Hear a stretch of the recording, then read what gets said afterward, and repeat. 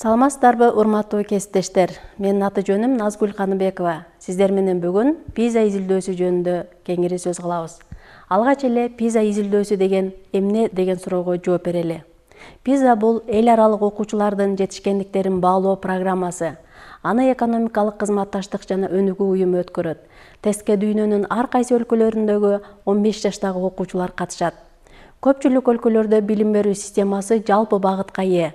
Ошондуктан бул жашка келип, мектептеги милдеттүү билим берүү аяктап, окуучулар кесиптик билим берүүгө өтүп жаткан убакытка туура келет. Баалоо окуучулардын алган билимдерин кайталай алабы же жокпу аныктабайт. PISA окуучулар алган билимдерин жаңы контексттерде канчалык колдоно аларын изилдейт. PISA негизги 3 багыт боюнча окуучулардын жөндөмдүүлүктөрүн баалайт. Биринчиси бул окуу сабаттуулугу. Мында текстти түшүнүү жана маалыматты анализдөө жөндөмү текшерилет. Ал эми экинчи багыт бул математикалык сабаттуулук. Мында математикалык түшүнүктөрдү турмуштук маселелерди чечүүдө колдонуу жөндөмү текшерилет. Ал эми үчүнчү багыт табигый илимий сабаттуулук. Мында илимий билимди жана ыкмаларды турмушта колдонуу жөндөмү изилденет.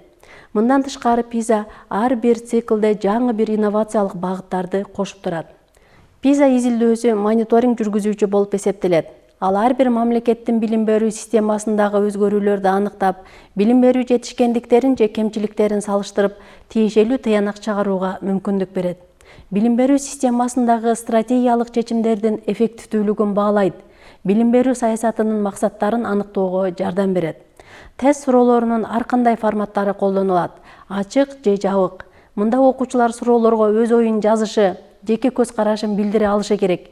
Же туура эмес деп баалана турган чектүү варианттардын ичинен жооптордун бирин тандап алышы зарыл. Тесттик тапшырмалардын дээрлик жарымын эркин түрдө жооп берүүгө болжолдонгон суроолор түзөт. 2015 жылдан тартып PISA компьютердик баалоого өттү.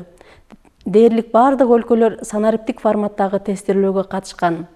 PISA төмөнкүдөй өзгөчөлүктөргө ээ. Биринчиси бул сабак программасына эмес, реалдуу турмуштук кырдаалдарга багытталган. Сөзүм куру болбостугу үчүн буга бир мисал келтире кетейин. Бул график 3 километрлик туюк трассанын экинчи айланпасында жарыш машинасынын ылдамдыгынын өзгөрүшүн көрсөтөт. Графикте көрүнүп тургандай, машина ылдамдыгын баштоо сызыгынан тарта 3 жолу азайтып, кайра 3 жолу жогорулаткан. Мында абсцисса огу боюнча трассанын аралыгы километр менен, ал эми ордината огу боюнча машинанын басып өткөн ылдамдыгы километр/саат менен берилген. Графикте көрүнүп тургандай, машина ылдамдыгын 3 жолу азайтып, кайра 3 жолу төмөндөтүүгө мажбур болгон. Төмөндө 5 жарыш жолдорунун сүрөттөрү берилген. Жогорудагы графикте ылдамдыгы көрсөтүлгөн машина кайсы трасса менен жүргөн? Демек суроо туулат: качан машина ылдамдыгын азайтууга мажбур болот? Албетте тоскоолдук жаралганда же чукул бурулуштарда. Маселенин шартында айтылгандай, жарыш машина туюк трасса боюнча жол жүргөн. Демек машина 3 жолу бурулуш жасаган. Графикте көрүнүп тургандай, экинчи чукул бурулушта машина ылдамдыгын тездик менен төмөндөткөн. Бизге ылайыктуу суроого дал келген жооп бул В. PISA-нын экинчи өзгөчөлүгү окуучулардын ой жүгүртүүсүн, логикасын жана анализдөө жөндөмүн текшерет. Бул боюнча дагы бир маселени талкуулап көрөлү. Гараж өндүрүүчүнүн негизги ассортименти бир гана терезе жана бир эшиги бар модельдерди камтыйт. Данияр негизги ассортименттерден төмөнкү көрсөтүлгөн модельди тандайт. Бул терезе менен эшиктин жайгашкан жери алды жактан карагандагы көрүнүшү көрсөтүлгөн. Төмөндөгү сүрөттө ар кандай базалык модельдердин арт жактан кандайча көрүнөрү көрсөтүлүп турат. Бул чиймелердин бирөө гана Данияр тандап алган модельге туура келет. Данияр кайсы модельди тандады? Бул маселени чыгарууда окуучу мейкиндик ой жүгүртүүнү ишке киргизет. Оюнда гаражды үстүнөн, капталдан, артынан көрүнүшүн элестетет.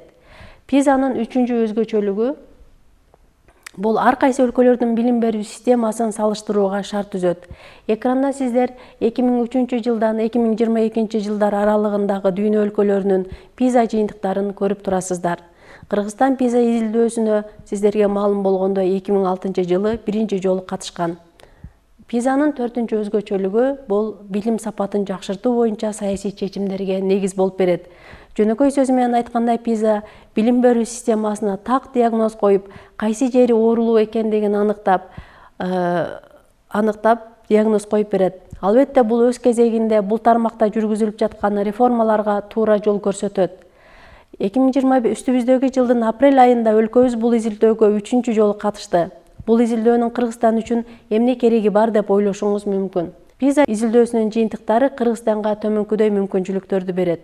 Биринчиден, билим берүү системасынын күчтүү жана алсыз жактарын аныктоого, башка өлкөлөрдүн билим берүү системалары менен салыштырууга, билим берүү саясатын өркүндөтүү үчүн объективдүү маалымат алууга, окуучулардын функционалдык сабаттуулугун жогорулатуу боюнча стратегияларды иштеп чыгууга мүмкүнчүлүк берет. Изилдөө көрсөткөндөй, Сингапур, Финляндия, Япония сыяктуу өлкөлөр алдыңкы орунду эч кимге бербей келүүдө. Мунун сыры эмнеде деп ойлойсуз? Көрсө, мунун эч кандай жашыруун сыры же өзгөчө рецепти жок экен. Муну түшүнүү үчүн сиздерге бир тапшырманын чечмеленишин сунуштайм. 18-ди 5-ке көбөйтсөк канча болот? Көзүңүздү чумуп бул маселени чыгаруунун жолун ойлонуңуз жана аны эстеп калыңыз. Эмне үчүн окуучулар көбөйтүүнүн таблицасын эстеп калууда кыйналышат?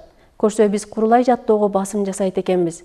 Эгерде 4-тү 5-ке көбөйтсөк 20 болорун чакмак кагазда узуну 5, туурасы 4 чакмактан турган тик бурчтукту сыздырып, жана мунун ичине канча чакмак батарын эсептетип чыгарсак, окуучуда тик бурчтуктун аянты деген математикалык түшүнүк менен кошо көбөйтүүнүн таблицасы өз ара байланышта калыптанат.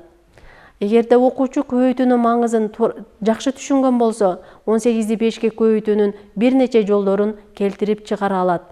Бул деген узуну 18, туурасы 5 болгон тик бурчтуктун аянтын табуу экендигин туура түшүнүшү керек. Жана окуучу муну ортосунан бөлүп алып, эки тик бурчтуктун аянтын өз-өзүнчө таап, аны суммалап койсо да болот.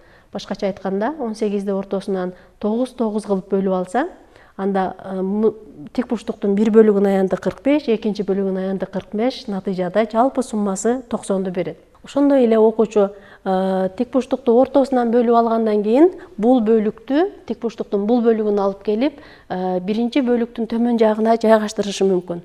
Анда албетте бул узуну 10, туурасы 9 болгон тик бурчтукка келтирилет. Мунун аянты деле албетте 90. 18-ди 5-ке көбөйтүүнү окуучу 10 жана 8 деп 2-ге бөлүп алышы мүмкүн. Ал эми туурасы ошол эле 5 бойдон. Анда чоң тик бурчтуктун аянты 50, кичине тик бурчтуктун аянты 40, жалпы суммасы 90. Айрым окуучулар бул 18-ди тескерисинче 20-га чейин толуктап алышы мүмкүн. Анда узуну 20, туурасы 5 болгон тик бурчтуктун аянты албетте 100.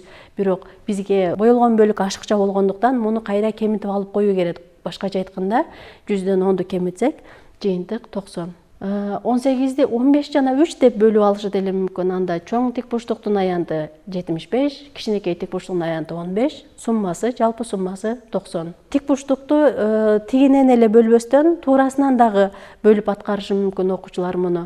Башкача айтканда, туурасы 5 болгон тик бурчтукту 2 жана 1 деп бөлүп алса, анда бул тилкелердин аянты 36 жана 18. Булардын баарынын суммасы кайрадан эле 90ду берет. Ал эми акыркысы салттуу мамыча түрүндө көбөйтүү ыкмасы, бул бардыгыбызга белгилүү. Мындай жол менен дагы 90 экендигин келтирип чыгарса болот. Бул маселе аркылуу эмнени айткым келип атат? Эгерде окуучу бир эле маселенин же бир эле мисалдын чыгарылышын түрдүү жолдор менен келтирип чыгара алса, анда бул математикалык жактан эле эмес, реалдуу турмушта дагы окуучуга тажрыйба, сабак болот. Кандай гана көйгөйгө туш болбосун окуучу, бул маселенин чечүүнүн бир эмес бир нече жолдору бар деп изилдейт. Кандайдыр бир көйгөйгө туш болуп калган өспүрүм бул көйгөйдөн чыгуунун башка дагы жолдорун карап көрсө болот деген пикир калыптанат. Кыскача айтканда, PISA бул окуучунун билимин эмес, ошол билимди жашоодо колдонуу жөндөмүн өлчөгөн маанилүү эл аралык инструмент. 21-чи кылымдагы билим берүү төмөнкүлөргө ээ болушу керек. Бул биринчи кезекте мазмунга, мында менин окуучуларым эмнени үйрөнүшү керек, эмнени өздөштүрүшү керек деген суроонун үстүндө иш алып барылат. Мында албетте окуу китептери, окуу стандарттары, предметтик стандарттар мазмунду берет. Ал эми менин окуучуларым кантип билим алышы керек деген бул үч бурчтуктун экинчи чокусу ар бир мугалимдин жеке жоопкерчилигинде. Мында ошол дидактика, башкача айтканда жакшыртылган же кандайдыр бир жакшы мазмунду кантип мен окуучуларыма берсем болот, кандай жолдор менен берсем жеткиликтүү болот.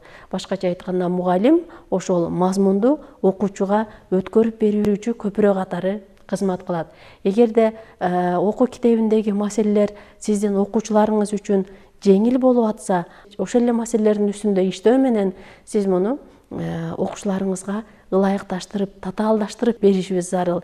Эгерде окуу китебиндеги маселелер биздин окутуп аткан классыбызга карата тескерисинче татаал болуп калса, анда биз аны атайын майда бөлүктөргө бөлүп, жеңилдетип, ошолордун деңгээлине ылайыкташтырып берүүбүз абзел. Ал эми үчүнчүсү албетте баалоо. Мында формативдик, жалпылоочу баалоонун бир нече түрлөрү иштетилет. Менин окуучуларым ушул алган билимдерди программаны өздөштүрө алдыбы деп ойлойбуз. Эл аралык баалоо дагы жасалышы мүмкүн. Дүйнө өлкөлөрү 21-кылымда табигый ресурстарга эмес, адам ресурсуна басым жасап жатышат. Себеби бир гана түгөнгүс бирөө тарабынан тартылып алынгыс ресурс болуп, акыл эс билим саналат. Ошондуктан Кыргызстандын келечеги, анын гүлдөп өнүгүшү жаштардын колунда деген кооз лозунгдарды курулай эле айта берүүдөн майнап чыкпайт. Бүгүнкү калкыбыздын 20%-ын түзгөн окуучуларыбыз эртеңки 100% калктын катмарын түзүшөт. Андыктан окуучуларыбыздын тарбиясына, билимине ар бирибиз кайдыгер карабайлы. Аягында сөзүмдү PISA изилдөөсүнүн негиздөөчүсү Андреас Шляйхердин тыянагы менен бүтүргүм келип турат. Мугалимдин күчүн билим берүүнүн өзөгү катары караса болот дейт ал. Эч качан билим берүүнүн сапаты ал өлкөнүн мугалимдеринин билим сапатынан ашып түшпөйт. Көңүл бурганыңыздар үчүн чоң рахмат. Ишиңиздерге ийгилик, чыгармачылык эргүү, өзүңүздөргө ден соолук каалап, кайрадан көрүшкөнчө демекчимин.